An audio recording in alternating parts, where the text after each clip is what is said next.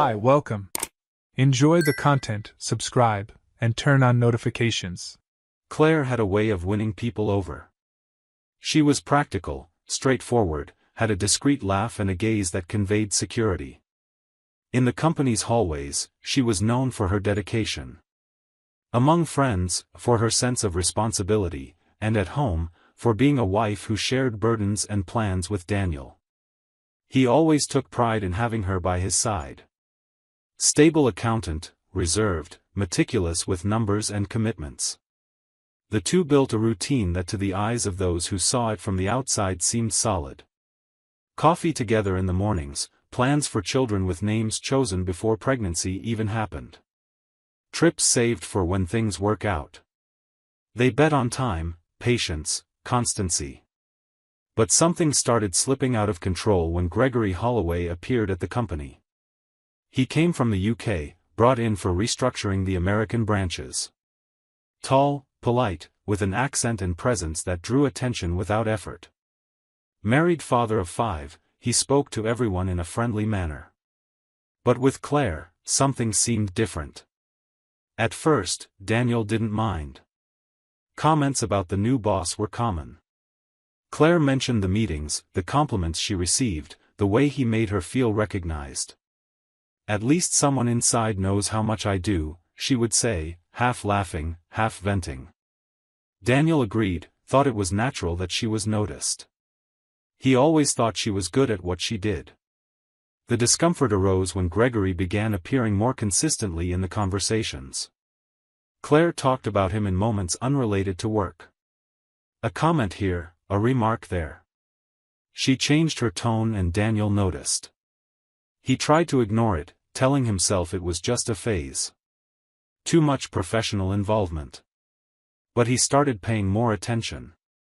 One day, while she was taking a shower, her phone vibrated with a message. "Dinner confirmed. Just us two.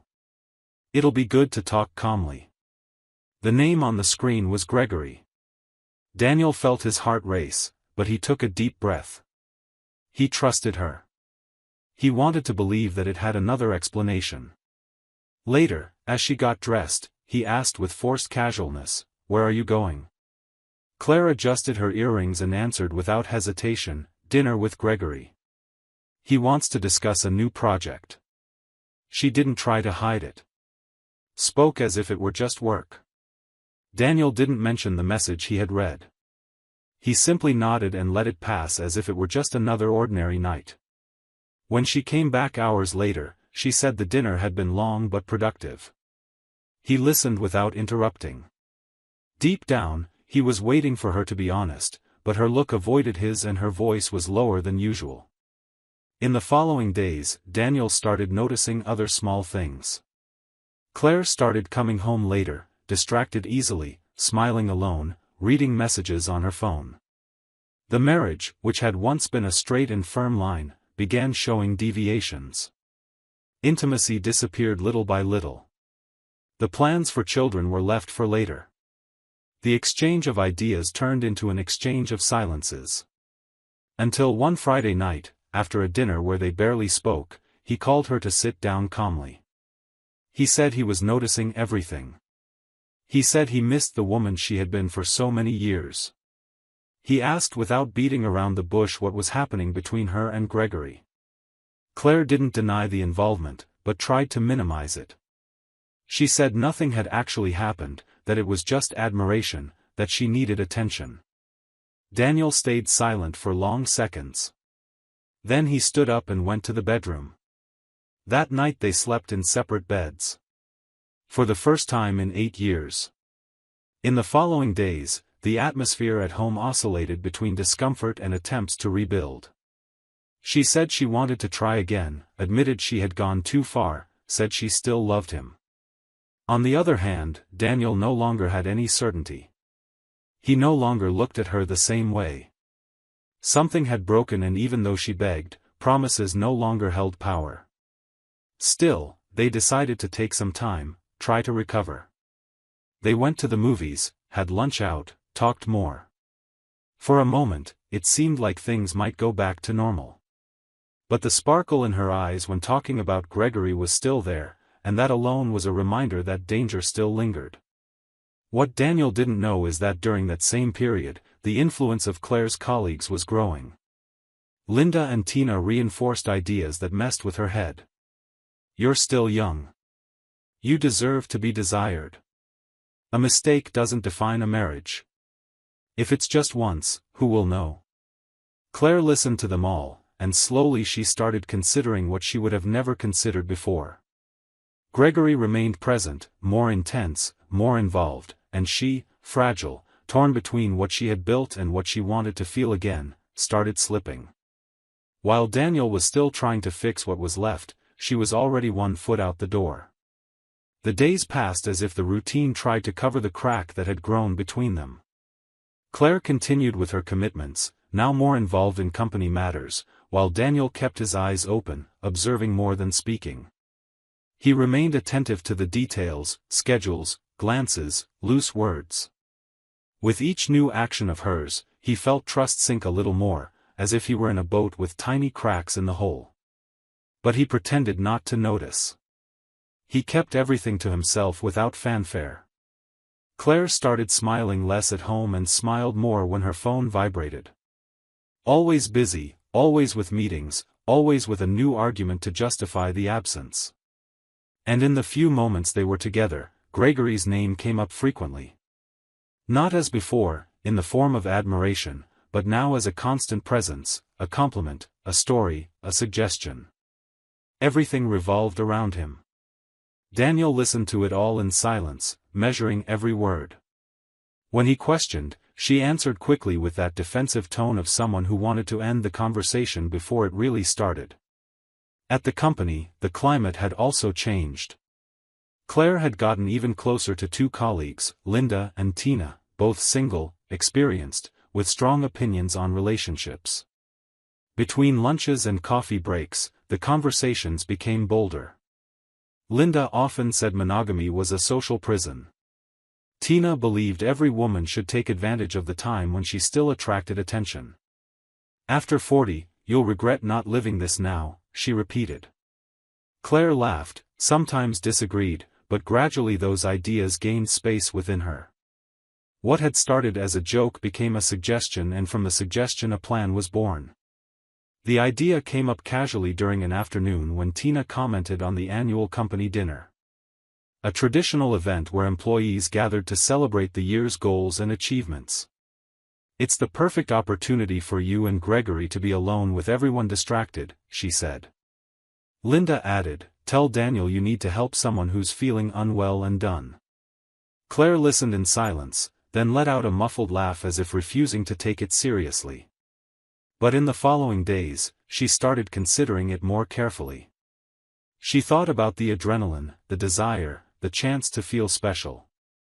It was a risk, but she had already allowed herself too much emotionally. The line between imagination and action was getting thinner and thinner. Meanwhile, Daniel had already started piecing the puzzle together more carefully. After the dinner with Gregory, he became more vigilant. He waited for her to leave to discreetly search her computer. One afternoon, he found archived messages and drafts as if she were testing phrases or hiding conversations. He read excerpts that mentioned meetings, expectations, compliments. Gregory was direct. "It will be the best night of the year," he said in one of the messages. In another, he mentioned the number of a hotel room already booked. Daniel froze inside. That wasn't just suspicion anymore. It was fact. He made copies, saved everything onto an external hard drive and stood there in front of the screen, feeling the ground giving way slowly. It was as if someone had pushed his life off a cliff and he was just watching the fall. But even with his stomach churning, he thought coldly. Going to her and exploding would be useless. It was time to prepare. He picked up the phone and called his uncle Frank, who had been a police detective for 30 years. He explained everything in detail, listened to advice. Frank was direct. "If you want to do this right, we'll do it right." A few days later, Mark and Jason, childhood friends and Army veterans, were sitting in Daniel's living room as the plan was being drawn up. They didn't want trouble, but clarity. The truth exposed in the clearest and most devastating way possible. The company dinner was the perfect opportunity, and everything indicated she would use that moment to consummate what had been planned for months. The idea was to follow Claire discreetly, document everything, enter the room before them, and surprise the two. Daniel didn't want to hit, shout, or seek cheap revenge. He wanted to show the truth. He wanted her to look into his eyes and understand what she had destroyed. He wanted Gregory to see who he was facing. And more than anything, he wanted her to know that he knew for a long time. In the days leading up to the event, Claire seemed excited. She talked about the new dress, the chosen menu, the CEO's speech, but she avoided touching on the subject with Daniel. When he asked something about the logistics, she deflected, said it wasn't settled yet. But on her phone, the conversations with Linda and Tina were boiling. Details of the excuse, the exact moment to help the friend leave discreetly, the estimated time to return. It was all planned. She was preparing for what she believed to be a night of adventure. While Daniel was preparing to end a story, there was nothing left to save there, only truths to be exposed and a whole life to be rebuilt after the impact. The Northwave annual dinner was the kind of event where employees could bring their spouses. It was a way to reinforce the family image the company liked to convey. An elegant hall, ambient music, brief speeches from the directors and toasts to the future. Daniel had attended other editions beside Claire, and he had always been well received by her colleagues. This year, he confirmed attendance earlier than usual. He had a reason. He knew that behind all the formality of the event, something bigger was being orchestrated. That was where she would put into practice the plan that had been brewing for weeks. That night, Claire dressed carefully, as she always did. The chosen dress was elegant, the hair well-groomed, the perfume subtle. Daniel watched her, saying little. He was calm on the outside, but inside every second seemed part of a countdown. When they arrived at the venue, they smiled, greeted acquaintances, and for a while, everything ran as if they were just another couple attending the special company night. Light conversations, some comments about recent projects, and exchanged glances that seemed rehearsed. Claire played her role well, but Daniel noticed the signs, the glances toward Gregory, the frequent checking of her phone, the contained restlessness. At a certain moment, Tina approached with a tense expression and whispered something in Claire's ear. It was the beginning of the act. Claire turned to Daniel and said with a worried expression, "Tina isn't feeling well. I think it was something she ate. I'm going to take her to the hospital." He asked if he wanted to come along. She declined with practiced ease. "No need. It should be quick, but it might take a while." He nodded in agreement. She got up with her friend and left. The role was being executed exactly as they had planned. And that was exactly what Daniel was expecting. As soon as she passed through the door, he rose discreetly, left the side of the hall, and entered the car. He already knew the name of the hotel, the floor, the room number. He had already been there the previous afternoon with Frank, checking the surroundings, the accesses, and the observation points. That was the final part of the plan. On the way, he sent a message to Mark and Jason, informing them she had left. They were already positioned near the hotel, ready to enter with him at the right moment. Everything was timed. They were already positioned outside the hotel about 20 minutes before the scheduled time. Frank and Jason were in the car with the camera prepared, observing every move. The receptionist had already been instructed. The previous day, Daniel had offered her a good amount of money, and she not only accepted, but handed over the spare key to the room. The couple entered the hotel and, as expected, went straight up. The curtain of the room was open, and it was possible to see them entering. After a few minutes, the light went out. Daniel looked at his watch and waited. 10 minutes was the exact time they had decided to give, enough to leave no doubts about the intention of the meeting. In silence, the three men got out of the car, crossed the lobby, and went to the elevator. The receptionist saw them, gave a slight nod in confirmation, but stayed at the counter. When they reached the floor, they walked directly to the room. Daniel took the spare key from his pocket and turned it firmly. The door opened slowly. The scene that unfolded before them was exactly what they had imagined and worse. Claire and Gregory were lying on the bed, completely naked, wrapped in an affectionate embrace, as if the world was outside and nothing else mattered. The initial shock of the two was instantaneous. Claire screamed, trying to pull the sheet to cover her body. Gregory tried to get up in a rush, put on his pants, but before he could even put on his shirt, the camera was already on, capturing everything clearly. The three men entered firmly. Daniel didn't speak immediately. He recorded. He wanted every second of that moment to be documented. Gregory managed to put on his pants in a hurry and tried to run toward the door, but Frank and Jason grabbed his arm. He panicked, his eyes wide, his voice trembling, stammering disconnected sentences. When he realized he couldn't escape, he started begging. And then, in front of everyone, he lost control of his own body. He peed in his pants, crying, breathing fast, repeating, "Please let me go." Like a lost child. Jason moved his arm away from him and kept filming. The man who thought he was in control of everything was now doubled over in fear, begging for dignity. Meanwhile, Claire, wrapped in the sheet, tried to cover her face. She screamed, cried, begged them to stop. She said it was all a mistake, that she didn't know how it had gotten to that point. Daniel looked at her without saying anything. It was as if everything he needed to see was right there in front of him without space for explanations. Shame filled every corner of the room. Her tears and Gregory's desperation only showed the extent of the fall they were experiencing. It was then that the receptionist appeared in the doorway, panting and nervous. "Look, the manager has already called the police. You better leave now before it falls on me." Frank thanked her and signaled to the others. Daniel looked at Claire one last time, but didn't say a word. He simply turned off the camera and put the device away. They left in silence. Claire remained in the room, still crying with her knees bent and the sheet stuck to her body. Gregory stayed with his back turned, trying to clean his pants with his hands in vain. And that was how that night ended. The end of a marriage, of a farce, and of any image she once thought she could sustain. Daniel descended the elevator with the same calm he had maintained throughout the entire plan. Downstairs outside, he thanked his friends with a silent handshake.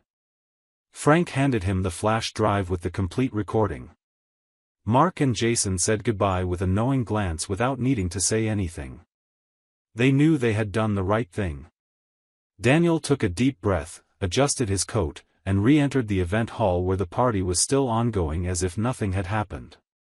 Claire's absence hadn't been noticed by many. The low lights, the smiles, the toasts, everything continued as if the night was still just beginning. With the flash drive in his pocket, Daniel approached the technician responsible for sound and visuals at the event. He pulled him aside and said he wanted to display a surprise for everyone present, something special that would make that night unforgettable. The technician, believing it was a tribute or a fun institutional video, accepted immediately. A few minutes later, the big screen lit up. Conversations dropped. Cutlery stopped. Everyone turned their eyes to the screen. The first image was of a hotel room with the camera focused on the bed. The hall fell completely silent when they recognized without room for doubt Claire and Gregory naked laughing. The image then advanced, showing the moment the three men burst into the room. The sound was clear. The embarrassment impossible to describe. The sequence showed Gregory desperate, trying to run, being held by the firm arms of the veterans. And in the scene that caused a mix of shock and disbelief, the executive urinating in his own pants and falling into tears like a helpless child. The hall, taken by murmurs, was divided between people covering their mouths with their hands, others nervously laughing, some completely paralyzed. The president of the company, seated at the central table, paled and immediately stood up, ordering that the video be taken off the air.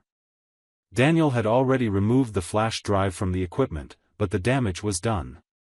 Several guests had filmed the screen with their own phones. Within minutes, the video began circulating in internal groups at the company, and from there it went to social media. It was impossible to contain. The image of Gregory, the British executive with refined speech, crying and out of control of his own functions, spread like wildfire. His reputation, built over years across 2 continents, crumbled within hours. The days passed, and Gregory's wife, upon receiving the video anonymously, first thought it was some kind of malicious edit. But upon watching it until the end and seeing clearly his face completely exposed and in an embarrassing situation, she felt the world collapse. The recording left little doubt. The infidelity was there, explicit, captured in a perfect angle with clear audio, sufficient lighting, and the aggravating detail of him begging, crying, and urinating in his pants in front of other men. For a woman who had dedicated more than 20 years of marriage to Gregory, raising 5 children almost alone while he traveled the world under the excuse of work, that was a profound blow, more than public. It was humiliating. Without wasting time, she contacted her lawyers, demanding the lawsuit be filed with maximum urgency. The professionals, upon seeing the content and understanding the context, were shocked.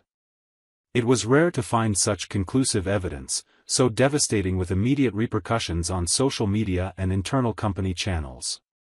She requested a multi-million-dollar compensation for moral damages, psychological trauma of the children, proven infidelity, public exposure of the family in a global scandal, and finally for the destruction of her image as a wife.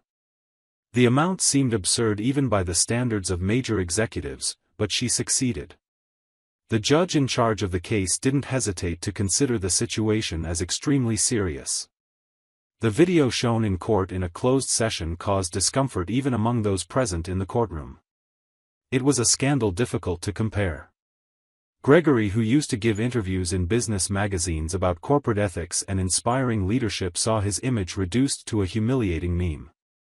He was fired from Northwave without any public statement. HR simply updated internally that he no longer worked for the company. The position of executive vice president was temporarily assumed by another member of the board. He lost all bonuses, termination benefits, stock options, and started living in hiding away from social media and the press. He tried to defend himself, saying he was the victim of a setup, but no one believed him. The scene of him urinating and crying in front of the camera had already gone viral in private business groups, forums, and even messaging apps. The reputation he had built over decades was destroyed in less than 2 minutes. Claire was also called by the management 2 days later. The meeting was short, objective, with no room for appeals. She received a notice of dismissal for inappropriate conduct, breach of institutional trust, and damage to the company's image. She left the room with a box in her hands and the certainty that she would never occupy any prestigious position in that sector again. She tried to appeal, sought lawyers, but they all advised silence. Her name had become synonymous with betrayal, scandal, and shame within Northwave. No company of the same size would hire her after that. Her friends Linda and Tina panicked. They knew they were involved in the plan and that in some way they contributed to the tragic outcome. They started avoiding conversations, deleted old photos with Claire from social media, distanced themselves from each other, and avoided any comment about what happened.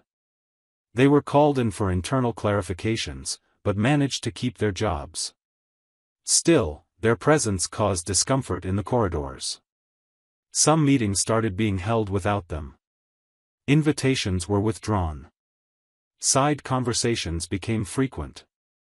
They were no longer seen as reliable professionals. They carried the stigma of having supported a colleague who destroyed her career and that of one of the company's main executives. Daniel, in the middle of all this, remained firm. The very next day after the scandal, he submitted the divorce request. He brought all the evidence to the court, screenshots, images, videos, and even written testimonies. The judge reviewed everything in a single hearing and made an almost immediate favorable decision. Daniel kept the house, the car, accounts untouched, and all assets preserved. He didn't have to pay alimony nor divide the property. Claire lost everything she had built alongside him. And more than the assets, she lost any argument she could use to try to soften her guilt. She found herself alone without allies, with a tarnished name and her life crumbling bit by bit. The video still circulates to this day in closed forums, being used as an example in corporate ethics lectures, even though unofficially. Gregory's expressions, Claire's desperate face, the screams, the chaos, all of it remains etched in the collective memory of those who watched. It has become a topic of discussion in universities, inspiration for anonymous articles, and even conspiracy theories about internal leaks. But for Daniel, that recording has ceased to be a symbol of pain. It now represents the moment he regained his peace, ended a cycle of lies, and started a new life with dignity. He moved on with his life without needing to look back.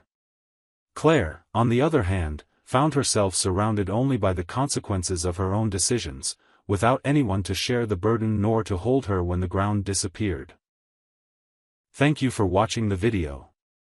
If you enjoyed it, don't forget to subscribe to the channel and turn on notifications so you won't miss any updates.